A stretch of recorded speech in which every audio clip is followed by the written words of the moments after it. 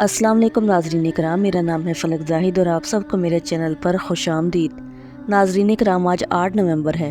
آج ایک ایسے عظیم انسان کا جنم دن ہے جس نے ایک عرصہ تک اپنی سحر زدہ نیلی آنکھوں اور اپنے ملکوتی حسن کے باعث ایک عالم پر سکتہ طاری کیے رکھا۔ جی ہاں، میں بات کر رہی ہوں ایلن ڈیلون کی، جو فرانسیسی فلم انڈسٹری کے بے تاج بادشاہ ہیں۔ آج کی اس ویڈیو میں ان کو خراج تحسین پیش کرنے کے لیے میں آپ کو ان کے متعلق مختصراً بتاؤں گی۔ تو آئیے چلتے ہیں اپنی ویڈیو کی طرف۔ ناظرین کرام، ایلن ڈیلون فرانسیسی فلم انڈسٹری کا ایک بہت بڑا نام ہے۔ ان کا شمار یورپ کے ممتاز اور عالمی شہرت کی حامل بڑے اداکاروں میں ہوتا ہے۔ ایلن ڈیلون کا 55 سالہ کیریئر بلا شبہ بہت شاندار اور قابل رشک رہا ہے۔ ایلن کا فلمی کیریئر تو بہت کامیاب رہا، لیکن ان کی نجی زندگی ہمیشہ اتار چڑھاؤ کا شکار رہی۔ ان کا پورا نام ایلن فیبین مورس مارسل ڈیلون ہے۔ وہ 8 نومبر 1935 کو فرانس کے دارالحکومت پیرس میں پیدا ہوئے۔ جب وہ 4 سال کے ہوئے تو ان کے والدین کے درمیان طلاق ہو گئی، جس کے بعد انہیں رضائی ماں باپ کے پاس رہنے کے لیے بھیج دیا۔ یہ ایلن کے بچپن کا تلخ دور تھا۔ ایک دن اچانک حادثاتی طور پر ان کے رضائی ماں باپ کو کسی نے قتل کر دیا، جس کے بعد ان کی والدہ انہیں واپس اپنے پاس لے آئیں۔ ایلن کے والدین شادی کر چکے تھے، اس لیے انہیں بورڈنگ سکول میں داخل کروا دیا۔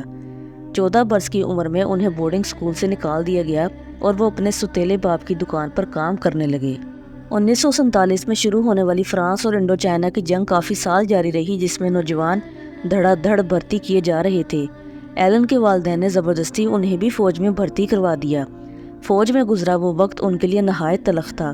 فوج میں بھی کم عمری اور سرکش طبیعت سے مجبور ہر بار وہ کچھ نہ کچھ اصول کے خلاف کر جاتے۔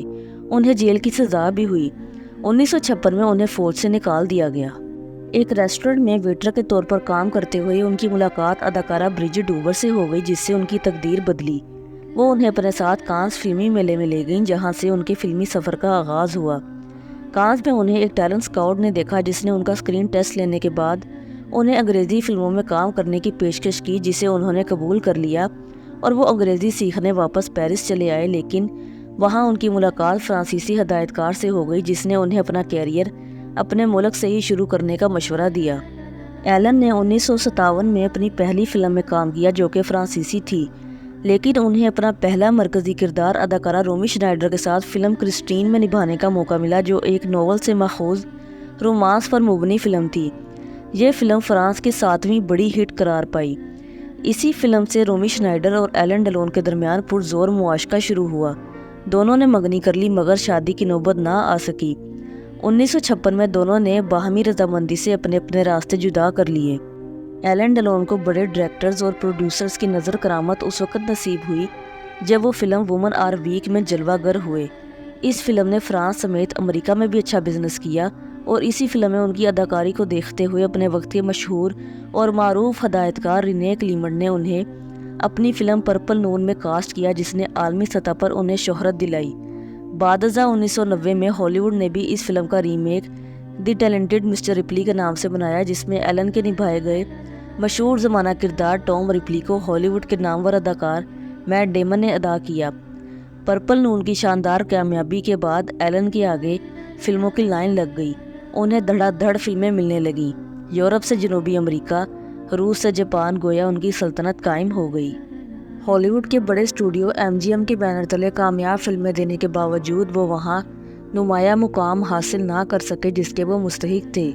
ہالی ووڈ سے باہر وہ بہت بڑے سٹار تھے، لیکن ہالی ووڈ میں اپنے قدم نہ جما سکے، حالانکہ وہ اپنے وقت کے حسین ترین مرد مانے جاتے تھے۔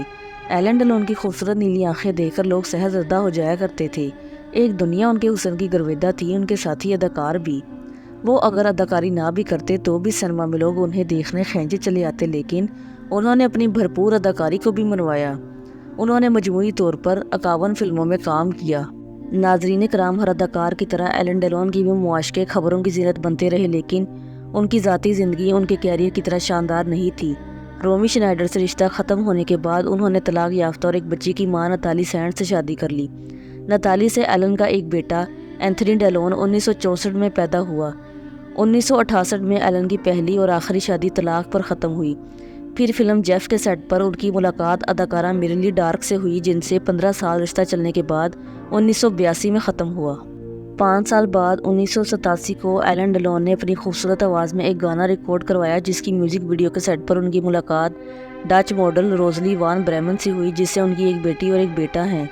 15 سال بعد 2002 میں ایلن ڈیلون کی یہ محبت بھی ختم ہو گئی۔ 1997 کو انہوں نے اداکاری سے ریٹائرمنٹ کا اعلان کر دیا تھا، لیکن وہ مہمان اداکار کے طور پر فلموں میں آتے رہے۔ 2012 کے بعد سے ان کی کوئی فلم ریلیز نہیں ہوئی تھی۔